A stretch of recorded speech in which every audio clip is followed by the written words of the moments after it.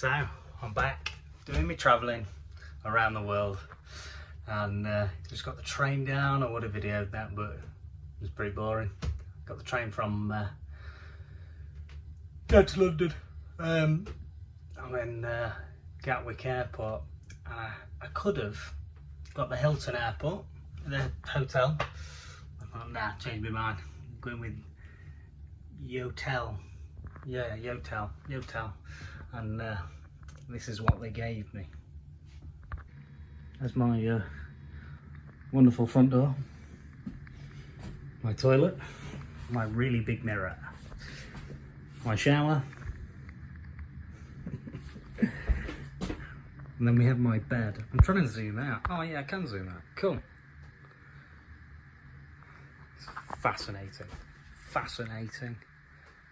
So yeah, that's my room. Yeah, I'm doing well on finding cheap stuff, but this isn't it. So yeah, this actually cost me, I want to say £95. Yeah, not great for what you get. But I am in the airport, so I can wake up in the morning, go straight out, and I'm there, especially when I'm flying early in the morning, so quite difficult.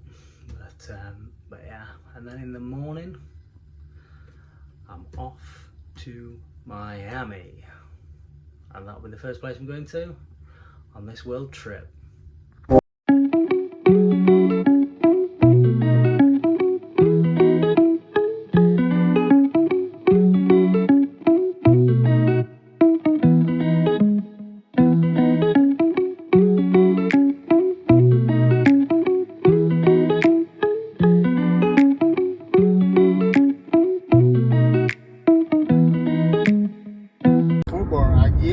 Inter Miami. Oh, okay, good. So. Yeah. Messi. Yeah. Oh, yeah. Of course. Oh, is he playing here then? Morning, afternoon, evening. Welcome to Miami.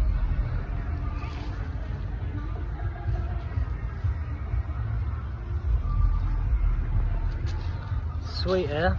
So I got off the airport. Obviously I couldn't record anything there either.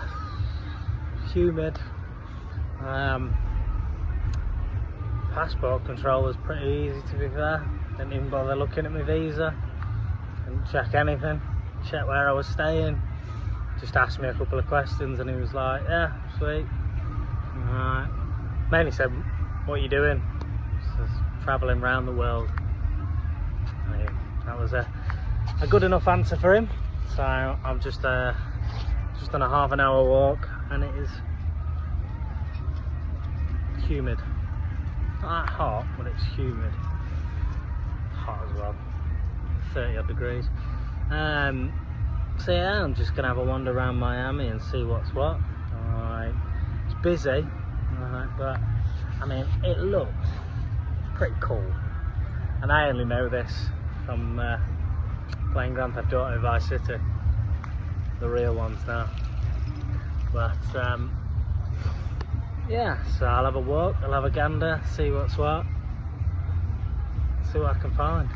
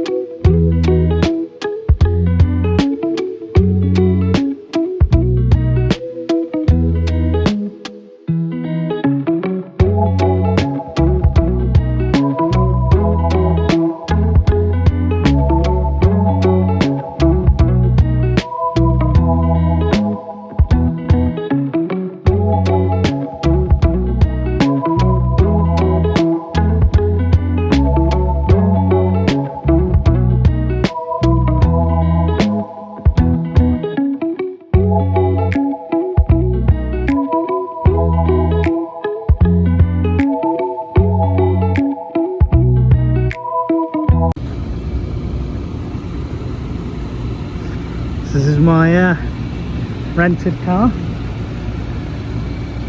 Definitely cost me a lot more than I wanted to spend, but never mind. go through it all when I'm on the road. But yeah. So just as I was about to get in the car, I mean, I had paid a lot of money, a lot more than I thought as well. And I'll go through the prices because he gave me them, but yeah, more than I wanted to spend. But the travel that I'm doing, I'm going like kind of up in the mountains now, so I did mention that to him, and he goes, oh, I'll see what I can do, and he's upgraded my car. So rather than that car that I've just shown, well, that 4x4, right, but it's quite a small 4x4. I was going to get a smaller car, and then with everything added on, it was like $600, and I thought I was paying like $300. So yeah, but he's covered me for like, and apparently I need him, so I'm taking his word on it. You have toll booths quite a lot over here, and obviously because I'm going like so far in distance, he was like, oh, you'll need it. It's like $180 to pay for these tolls, but I'm covered now for all tolls. Maybe I get something that I don't need them, or maybe it's vehicle registration, I don't know, but I'll ask him when he gets back. So yeah, and he said you don't really want a car because of the journey that you're doing, you might struggle. Plus they never actually included the insurance on the price as well, so that was like another $200 or whatever. So there's always one thing, isn't there? Never mind. Alright, I've been stung. I paid nearly $1,000. However, he then goes to me, this is Sixt, by the way. Supposedly Sixt is supposed to be the cheapest of the ones around here, so you know, I don't think I was going to get it much cheaper, but I have paid $1,000 to do this. So yeah, he's persuaded me to go with a 4x4 of the one that I've just shown. And while we were looking at it, he goes, let me speak to the manager. Alright, and they've said, oh, can he take that car? And he goes, oh no, you can't, someone else is needing it in a couple of days. And then he was like, oh, actually, let me see if I can sort something out. And I think what he's done is he's swapped the vehicle. The next person's going to get a crap one, and he's given me it. So it just needs a clean because it wasn't ready, so he's just gone off to go and clean it now, and he's going to bring it back in a minute and see what it looks like. Now I must admit, it would have been nicer to have this beauty. However, how uncomfortable, like, some people might disagree with me here and say, oh yeah, I bet it's a really comfortable car. How uncomfortable is that going to be driving like 5 to 10 hours a day? I want an SUV, you know what I mean? Like, don't get me wrong, I'm sure it's absolutely lovely and amazing, but for what I'm travelling and for the days that I'm doing, it won't be worth me getting a Mustang, and it won't be that good going cheap and getting a regular car for a day. You know, if I was renting it for like 3 days, yeah, getting a Mustang, you know what I mean? And I might do, we'll see, but I can't do it for the journey that I'm doing. Plus I am actually going into the hills, so I need an SUV. So I'm still waiting for him to come back, so hopefully it won't be too long. Yeah.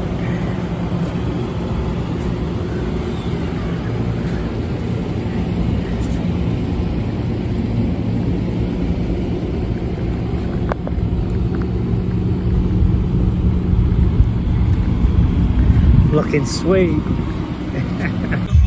Okay, so I don't have a clue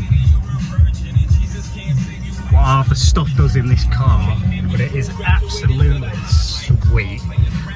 We love it. Loads of space, and I've just shoved this stuff in the back, but loads of space. Let's go. Kennedy Space Center, here I come. I tried so hard and got so far. In the end, it doesn't even matter. I had to fall to lose.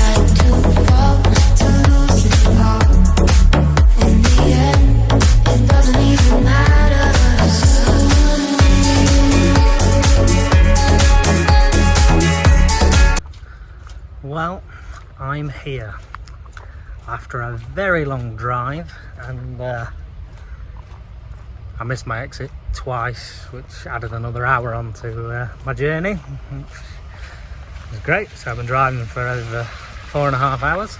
Lovely. But I'm here. Actually, pretty sweet. And of course it's raining and there's puddles everywhere. My luck. I tried so hard and got so far. In the end, it doesn't even matter. I had to fall to lose it all. In the end, it doesn't even matter.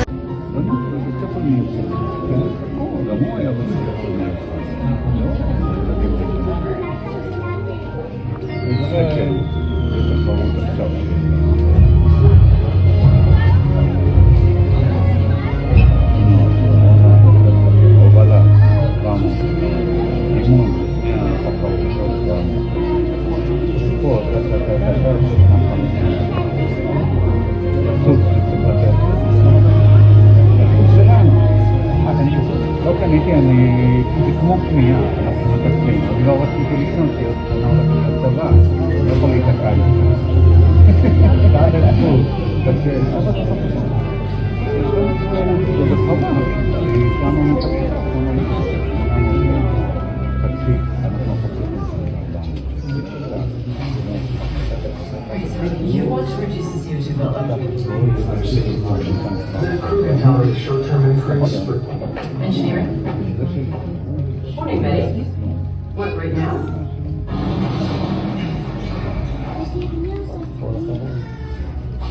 Building 36? I didn't even know there was a building 36. Must be important. Everyone's here. We got propulsion, aerothermal, flight dynamics. Anyone know why you're here? For this.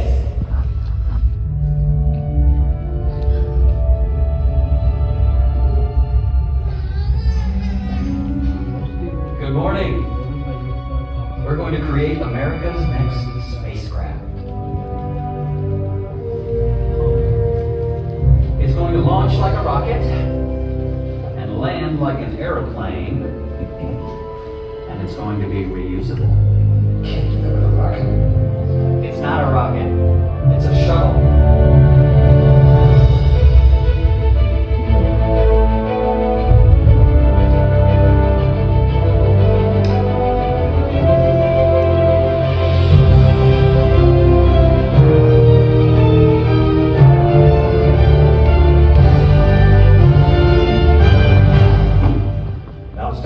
Next step. Sketch pad to launch pad.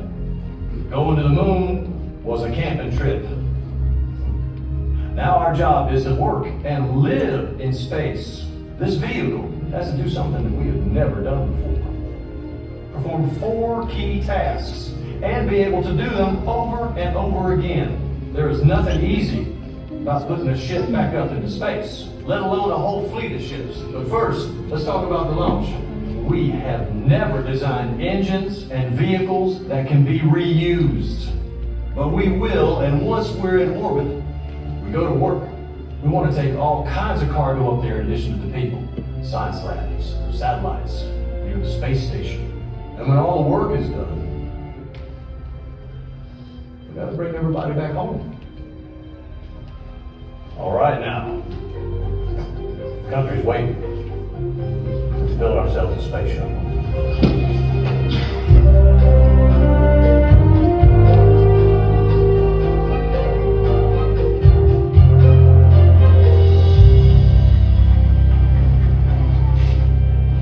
It's too big, it's too heavy. We're launching one spaceship on the back of an even bigger one. What if we split the booster into its pieces?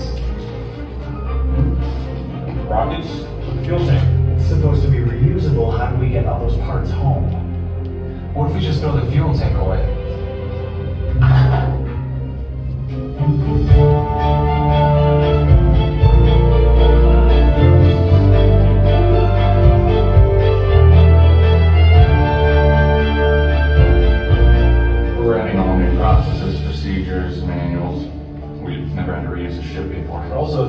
build some really big garages. Sir, what if she lands somewhere other than Florida? How does she get back here? It's a glider. Buy her a plane ticket home.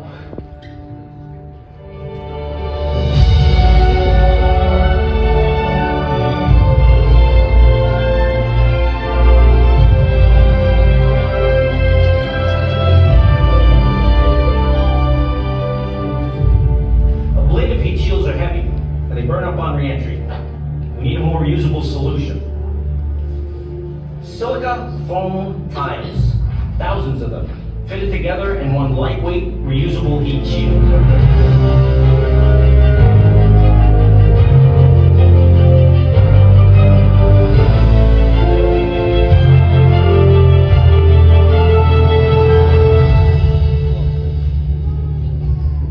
Another holdup with the engines?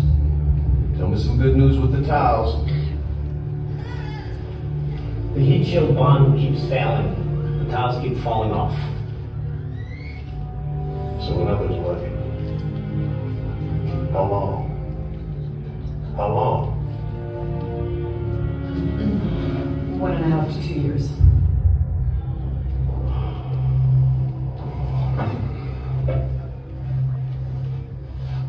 Well,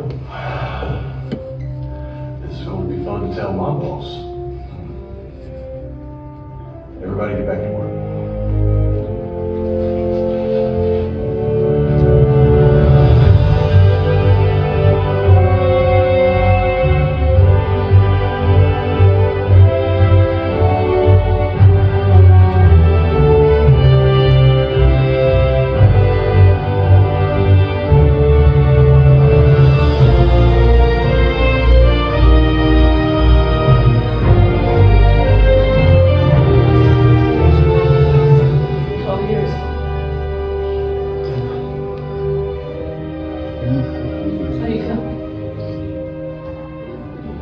I'll let you know. When they come home. The President's message said, "You go forward this morning on a daring enterprise, and you carry the hopes and prayers of all Americans with you." And astronaut John Young, the commander of the mission, replied, "That's a right fine speech. We sure appreciate it."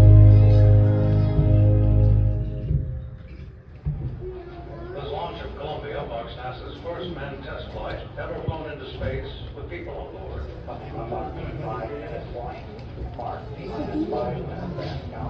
After Friday's failed launch attempt, it does appear that the shuttle will take off as scheduled today. I tried so hard and got so far. In the end, it doesn't even matter. I had to fall to lose it all. In the end, it doesn't even matter.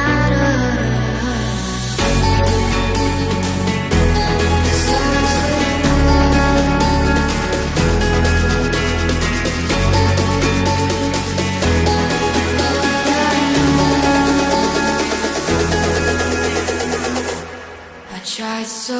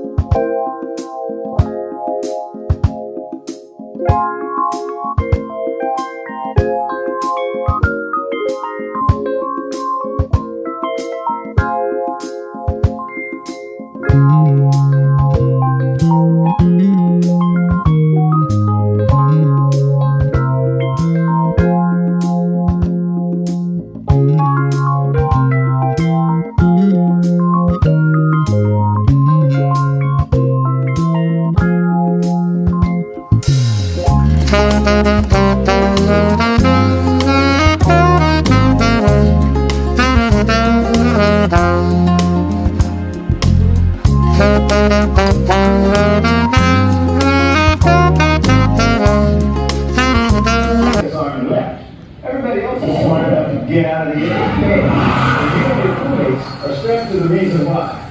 Within 400 feet of the pad, flames and heat from the engines will kill you.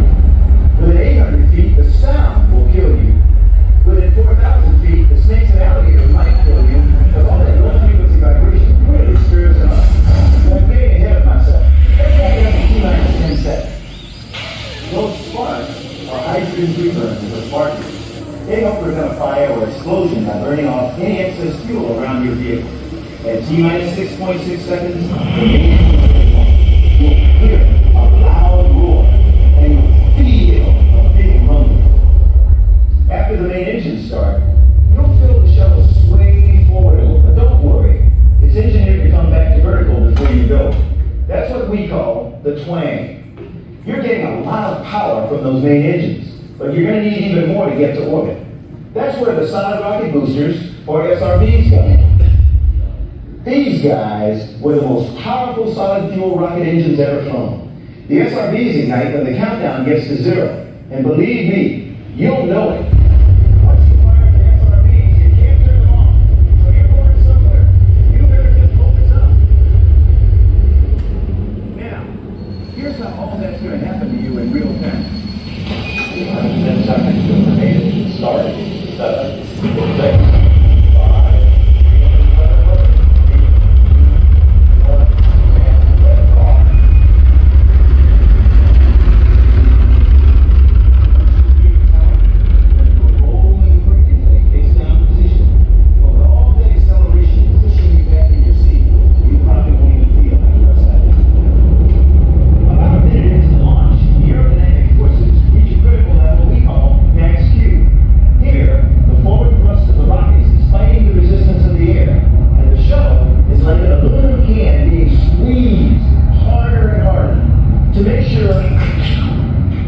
Doesn't happen, we throttle down the engines to maintain pressures we engineered the shuttle to withstand. Once you pass through max Q, we throttle the engines back up.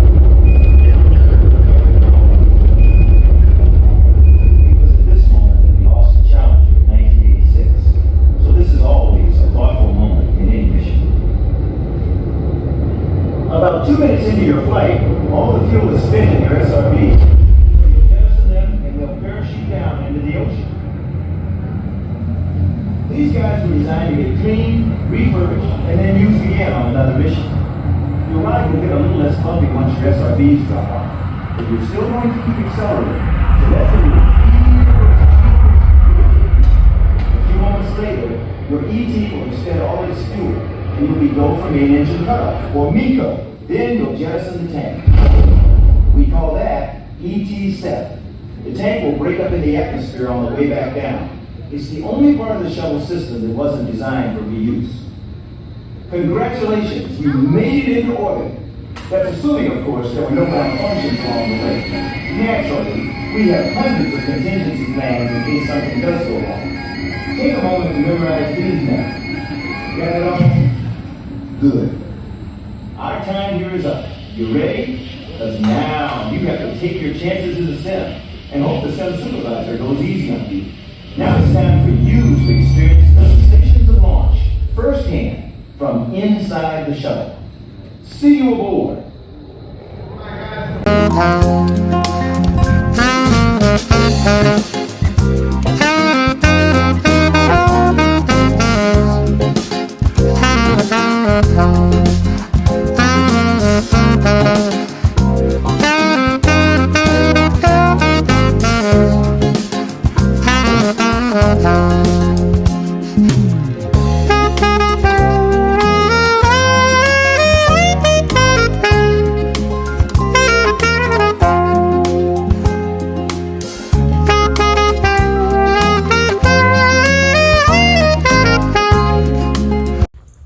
I don't want to be too loud because my amazing Aunt Sally let me stay at hers, and it's on like a really nice complex. And obviously I don't want to be being rude while I'm here. But what a lovely place. There's a swimming pool back there. I'm in that one there. Awesome place. I'm very grateful that she's let me stay here. Amazing, especially because I've done a long drive today in this beauty. Alright, but I am knackered. Alright, today's been an amazing day. I even got a signed signature from an astronaut, which is pretty cool. So I'm just going to get my stuff out and then I'm going to go chill out. I will say, after recollection, adding up like the money for the vehicle, because I was a bit like, oh no, I've spent a lot of money, right? But at the same time, I worked it out. What is there? All right, let's have a look. Okay, so the original price was $330, and then license fee, random, $14.30, and then the roadside cover, which is $116, which is handy because if I do break down, they'll come and give me a vehicle and not make me go to a garage to sort it out. So they'll just give me a vehicle, they'll crack on, and I can carry on going. So that's quite good.